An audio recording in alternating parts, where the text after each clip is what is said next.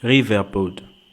Dans la vidéo précédente, nous avons parlé des providers et nous avons créé une application avec les states. Et lorsque l'utilisateur cliquait sur le bouton, les states étaient modifiés et nous avons déclaré notre state ici avec la valeur 0 et appelé la méthode increment pour incrémenter la valeur de notre state qui passe de 0 à 1 ainsi de suite. Ok, donc la méthode ici est utilisée ici, le state est ici et le state est affiché ici. Alors, ce que nous avions fait, c'était d'utiliser multi-provider afin de définir notre counter provider créé ici. C'était simple et ça marchait.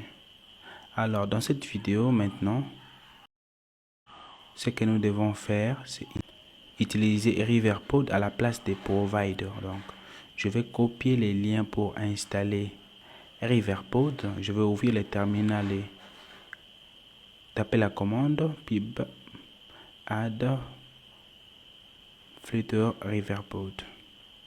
Donc, si le package Riverboat est installé, si je pars maintenant dans pip-spec YAML, je peux maintenant voir que Flutter Riverboat est installé correctement. Je vais commenter provider vu que nous allons maintenant utiliser Riverboat. Ok, je vais actualiser. Maintenant, je vais aller dans main ici et nous devons modifier le code parce que maintenant, ce n'est plus provider qui est utilisé. Donc, je vais supprimer l'import de provider et je vais ici supprimer provider et au lieu d'utiliser multi-provider, je vais plutôt utiliser provider scope. Donc, c'est une classe qui vient de Riverboat, Flutter Riverboat, ok? Et le package Flutter Riverboat était importé ici, ok? Donc, j'ai provider scope qui englobe toute mon application, qui sera l'arborescence de toutes mes pages, ok?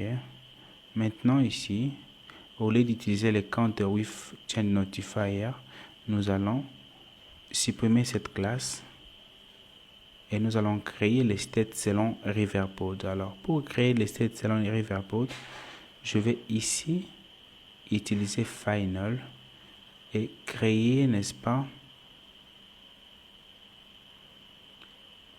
une variable nommée counterProvider qui va prendre state provider de type int. Type int parce que la valeur que nous voulons afficher sur l'écran, c'est de type int.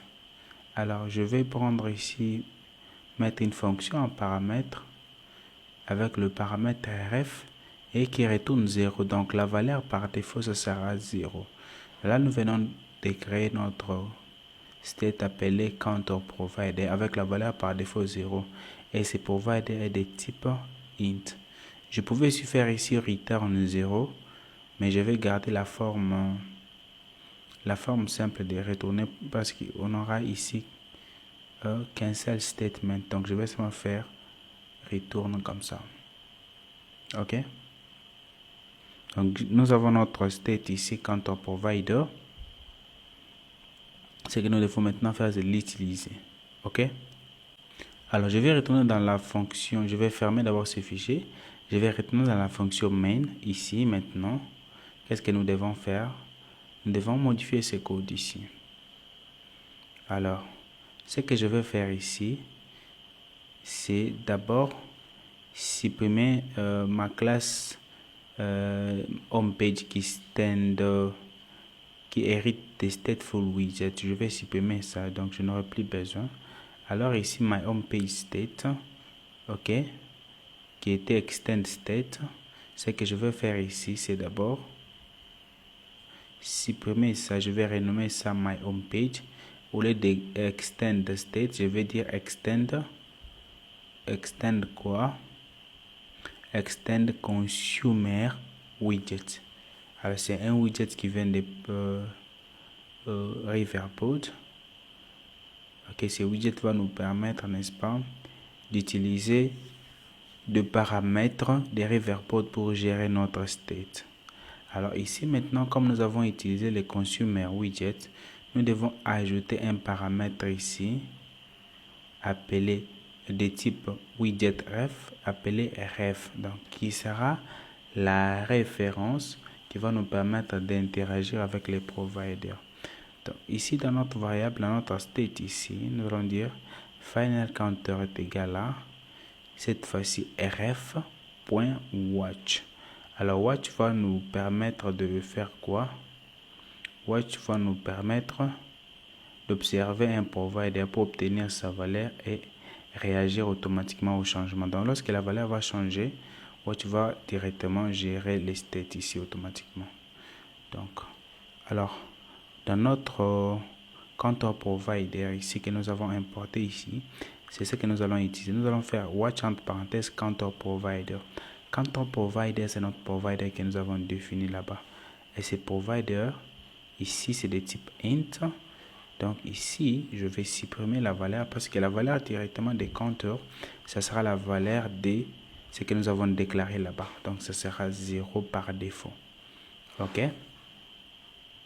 Alors, ici, dans onPrace ici, qu'est-ce que nous devons maintenant faire pour incrémenter la valeur? Nous allons mettre la fonction d'abord, appeler cette fonction lorsque l'utilisateur clique sur le bouton.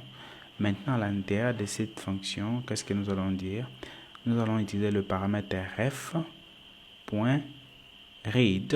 Read va nous permettre d'accéder au provider sans l'écouter. Il y a aussi listen, mais nous allons d'abord utiliser read.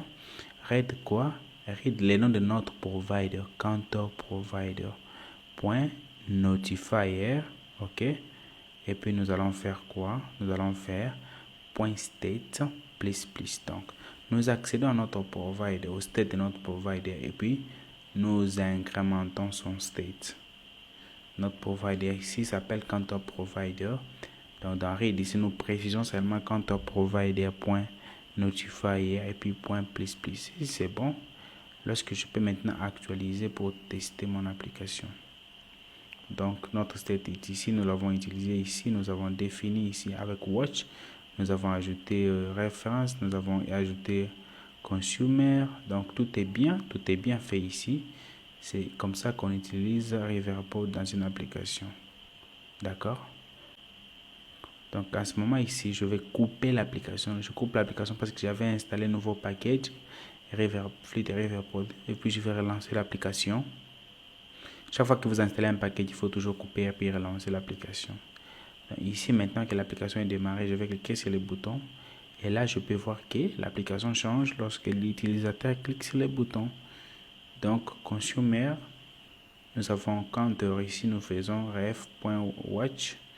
Ref, c'est la référence. Watch, c'est pour, n'est-ce pas, accéder à notre provider. Et puis, ref.read, provider, plus, pour changer, n'est-ce pas, les stats qui passent de 1 à 0, de 0 à 1 à 2, et ainsi de suite.